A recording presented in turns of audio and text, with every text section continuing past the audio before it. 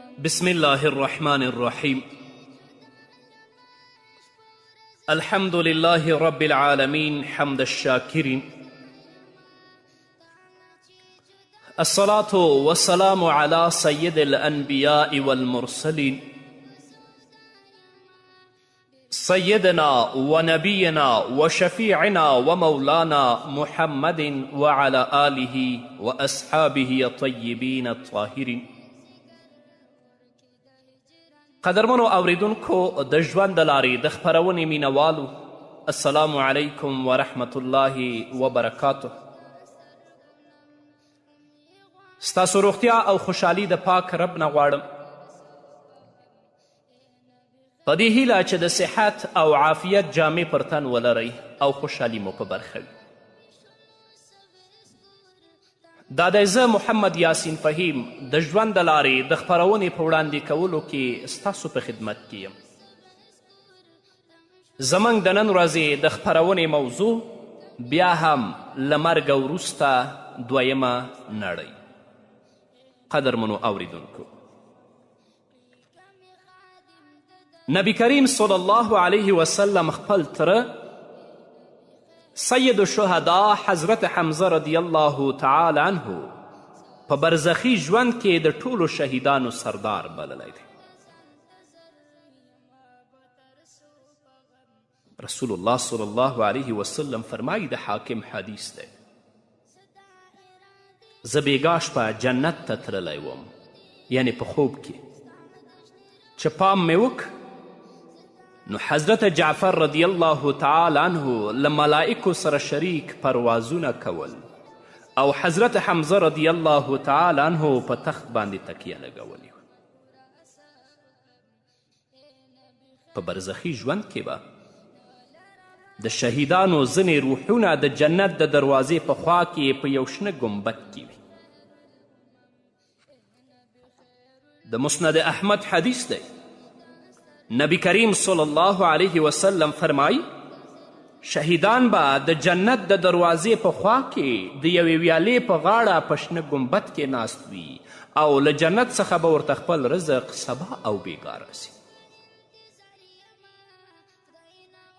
البته د هغو مؤمنانو روحونه چې شهیدان شوي نه دي، د نسایی او د ابن ماجه حدیث دی، د دې په اړه نبی کریم صلی الله علیه وسلم فرمایلی دی، د مؤمن روح یو مرغه دی چې د جنت له ونو څخه به خوراک کوي تر دې چې د قیامت په ورځې الله رب العزت بیرته بدن ته واپس کړي. نو آیا په جنت کې به د مؤمنانو روحونه یو بل سره میلاویږي که نه؟ هو قدرمنو اوریدونکو، په برزخي ژوند کې به د مؤمنانو روحونه سره ملاقات کوي او یو بل به ویني، خبرې اترې به کوي. ځکه نبی کریم صلی الله علیه وسلم فرمایل،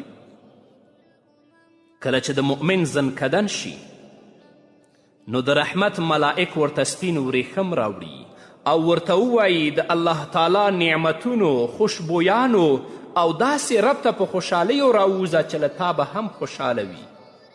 نو هغه راووځي او د ډیر خوشبویه مشکو په څیر بوی ترې تر دې چې یو بل ته ورکړي، له ځان سره روان کړي تر دې چې د آسمان دروازو ته ورسوي.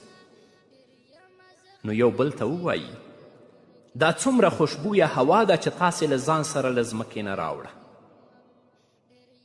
دا ملائک به یې له ځان سره د مؤمنانو د روحونو خواته یوسي، نو هغوی به پرې تر دې هم ډیر خوشحاله شي چې له یو کس نه څوک ورک شوی وي او پیدا یې کړي.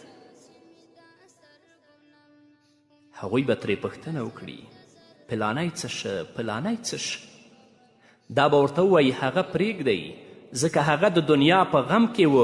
کله چې دا ووایي آیا ستاسې خواته نه دي راغلي؟ نو هغوی به ووایي هغه خپل ځای هاویې ته تللی دی. د دنیا د غم معنا دا ده چې لږ یې پرېږدئ تر څو آرام وکړي، ځکه چې دا د دنیا له غمونو راغلی دی. بیا به ورته جواب ورکړي، د دې معنا دا ده چې د مؤمنانو روحونه د خپلو ملګرو په اړه له هغه روح څخه پوښتنه کوي چې له دنیا څخه ورته راشي چې هغوی څه وکړل، څه یې حالات دي. دا به ورته په ځواب کې وایي چې پلانی خو زما نه ډیر مخکې مړ دی، دلته جنت ته نه دی راغلی. هغوی به ورته وایي چې هغه هاویه یعنې اور ته تللی دی. او کله چې د کافر زن کدن شي نو دغه ملائکو ورته یوه ټوټه مسحه راوړي. مسحه د مسوح مفرد دی، دا د اور کفنونه دي. نو د اور په کفن کې به واچوي او د تعذیب او د رټنې لپاره به ورته ووایي د الله تعالی عذاب ته راووځه. هغه به د ډیرې بدبویې مردارې په څیر راووځي تر دې چې د ځمکې دروازو ته یې راوړي. نو ووایي دا څومره ډیر بدبویه دی، تر دې چې د کافرانو روحونو ته یې راوړي. د حدیث په نسائی کې موجود. الله رب العزت په صورت آل عمران کې د 109 آیت نه تر 101 آیت پورې د شهیدانو په اړه فرمایي: ولا تحسبن الذين قتلوا في سبيل الله امواتا بل احياء عند ربهم يرزقون فرحين بما آتاهم الله من فضله ويستبشرون بالذين لم يلحقوا بهم من خلفهم ألا خوف عليهم ولا هم يحزنون يستبشرون بنعمة من الله وفضل وأن الله لا يضيع أجر المؤمنين. د هغو کسانو په اړه د عامو مړو ګمان مه کوئ چې د الله رب العزت په لاره کې شهیدان شوي دي، بلکې دوی ژوندي دي چې د خپل رب په خوا کې ورته روزي ورکول کیږي. په هغو نعمتونو خوشحاله دي چې الله تعالی ورته د خپل فضل نه ورکړي دي، او د هغو کسانو په اړه زیری اخلي چې تر اوسه ورسره پیوست شوي نه دي. د دې خبرې زیری اخلي چې پر دوی به هیڅ ویره او خفګان نه وي. د الله تعالی د نعمتونو او فضل زیری به اخلي، او د دې خبرې زیری به اخلي چې الله تعالی د مؤمنانو ثواب نه بربادوي. یستبشرون بنعمة من الله وفضل وأن الله لا يضيع أجر المؤمنين. الله رب العزت په دې آیتونو کې د شهیدانو فضیلت، د شهیدانو کرامات او د الله تعالی هغه فضل او احسان بیان کړی چې دوی ته یې ورکړي دی. او د دې په ضمن کې ژوندو ملګرو ته تسلي او صبر ورکول او د الله په لار کې د جهاد لپاره تیاری او شهادت ته وړاندې کېدو بیان هم شوی دی. ولا تحسبن الذين قتلوا، د قتلو معنا دا ده چې د الله په لار کې له دښمنانو سره د جهاد کولو پر مهال وژل شوي دي. امواتا، د امواتا معنا دا ده چې ستاسو په زړونو کې دې رانشي چې ګڼې دوی مړه شول او ختم شول، چې د دنیا له خوندونو او نعمتونو بې برخې شول، بلکې دوی د الله تعالی د عزتونو په کور کې ژوندي دي. عند ربهم یرزقون، یعنی په لوړو جنتونو کې به وي چې ډول ډول نعمتونه یې لاسته راځي. فرحین بما آتاهم الله، یعنی خوشحاله به وي او سترګې به یې پرې یخې وي، نفسونه به یې خوشحاله وي ځکه چې نعمتونه به یې ښایسته او لوی وي.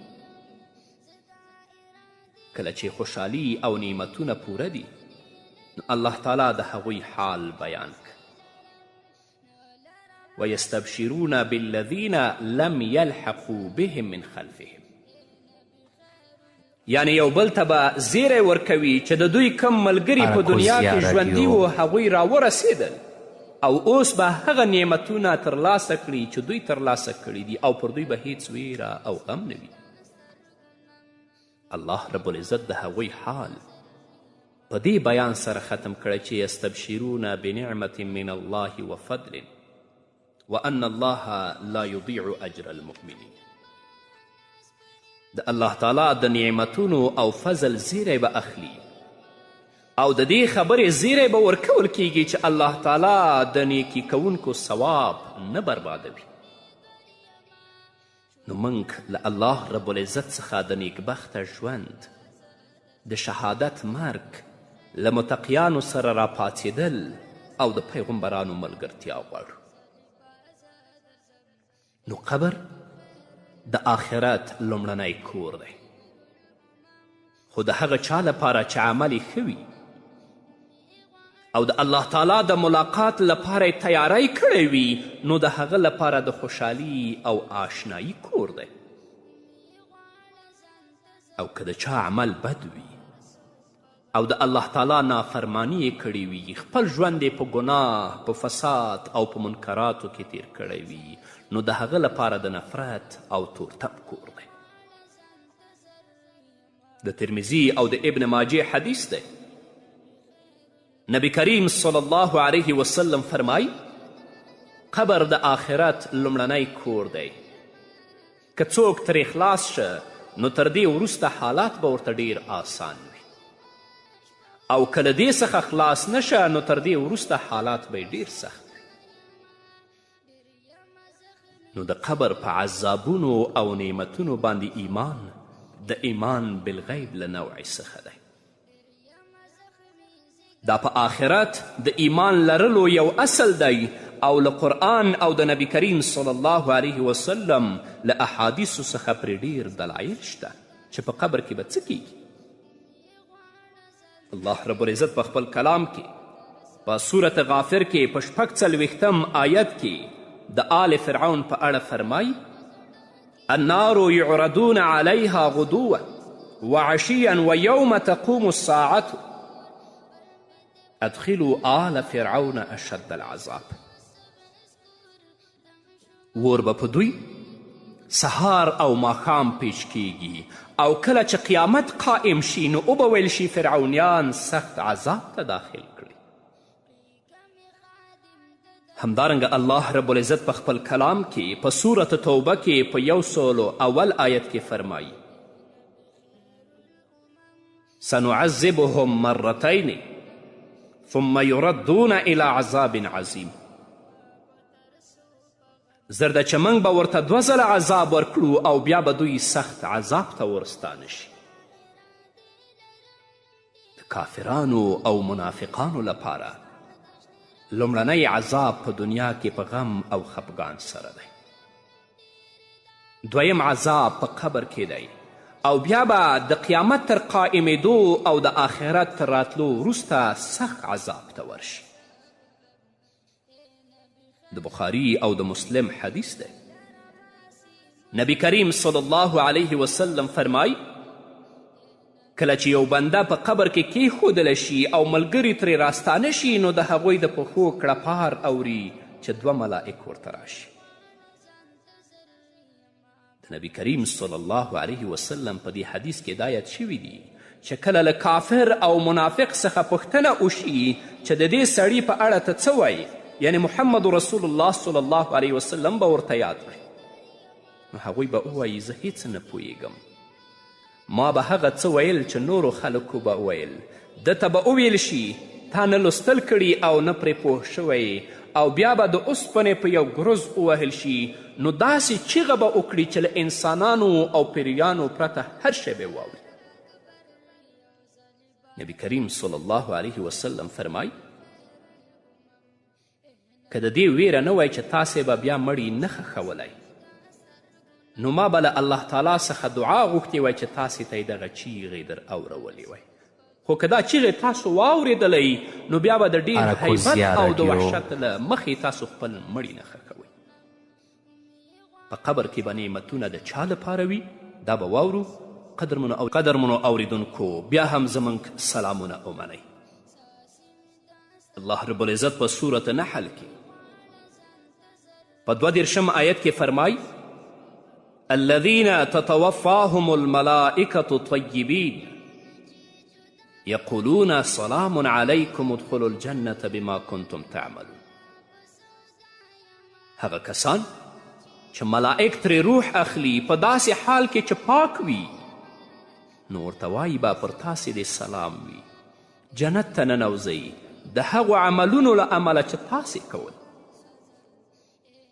کم نیک عملونه چې تاسو په دنیا کې کړي، د الله رب العزت نه ویریدلي یاست، د الله رب العزت د حکمونو او د اوامرو مطابق مو خپل ژوند تیر کړی دی، نو نن تاسو جنت ته ننوځئ. او نبی کریم صلی الله علیه وسلم فرمای، د بخاری او د مسلم حدیث دی، کله چې یو بنده په قبر کې کیښودلی شي او ملګري ترې راستانه شي.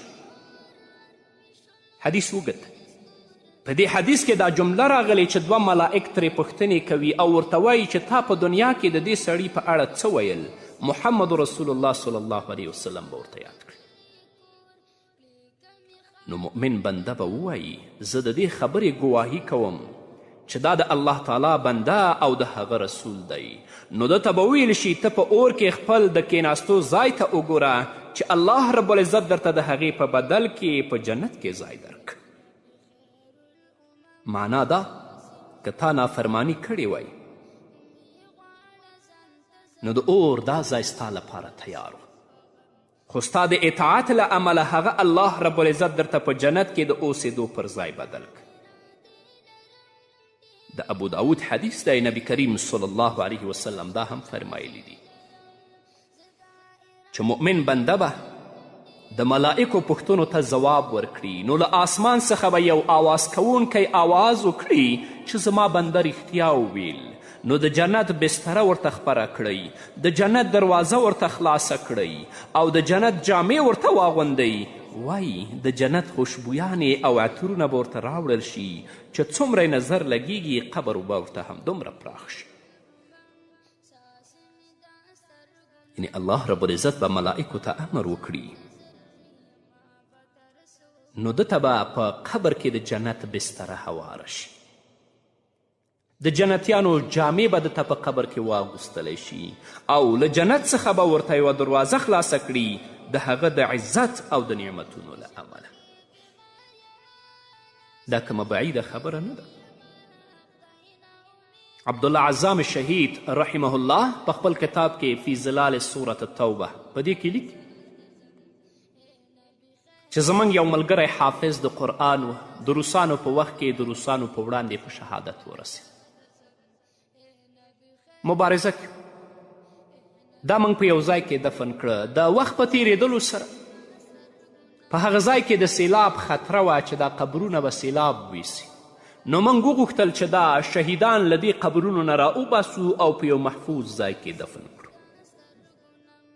کله چې د هغه حافظ د قرآن قبر منگ پرانیست، هغه قبر منگ راوسپړ، نو د هغه حافظ ویښتان لوی شوي ول، نوکانې لوی شوي ول او په قبر کې الله رب العزت دته د جنتیانو جامې وراغوستې وې چې هغه موږ په خپلو سترګو ولیدلې. او عبدالله عزام شهید رحمه الله په خپله دې خبره باندې قسم هم یادوي.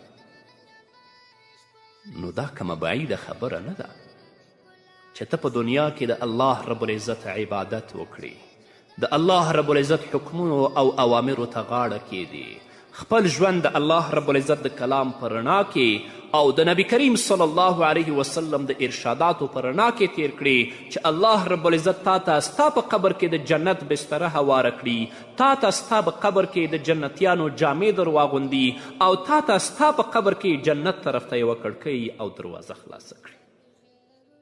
دا د الله قدرت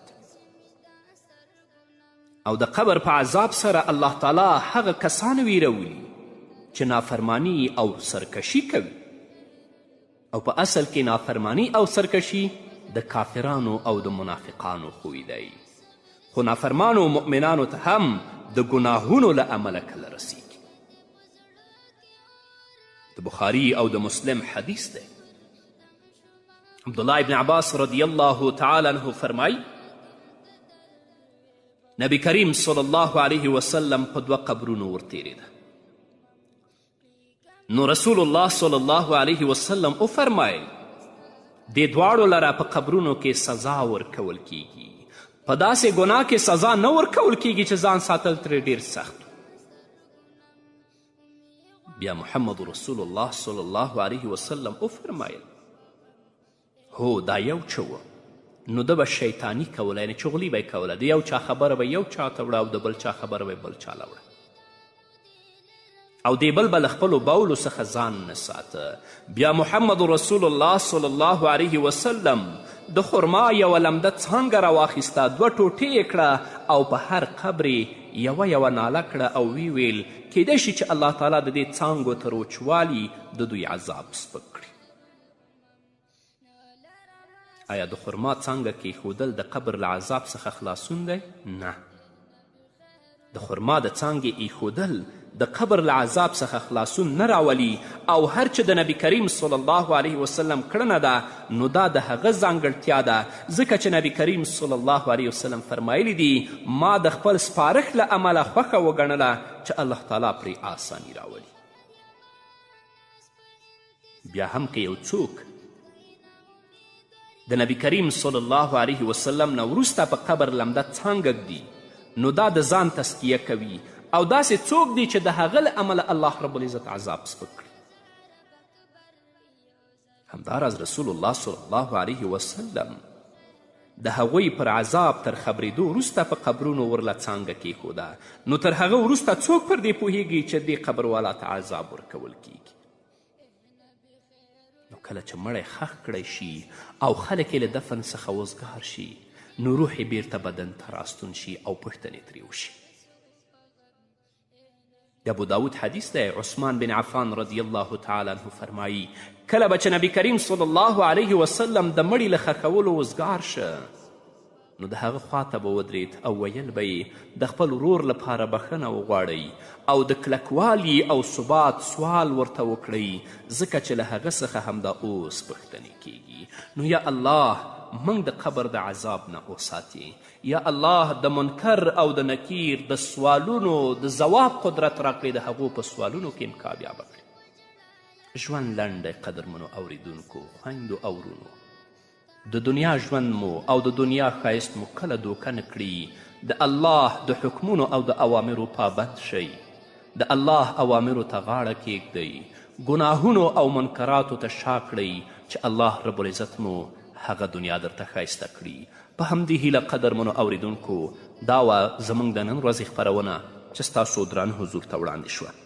تر بلې خپرونې پورې چې زه بیا هم ستاسو درانه حضور ته راځم، تاسو ټول په لوی او بخښونکي الله سپارم. پاتې ژوند مو نیکمرغه، ښاد، بریالي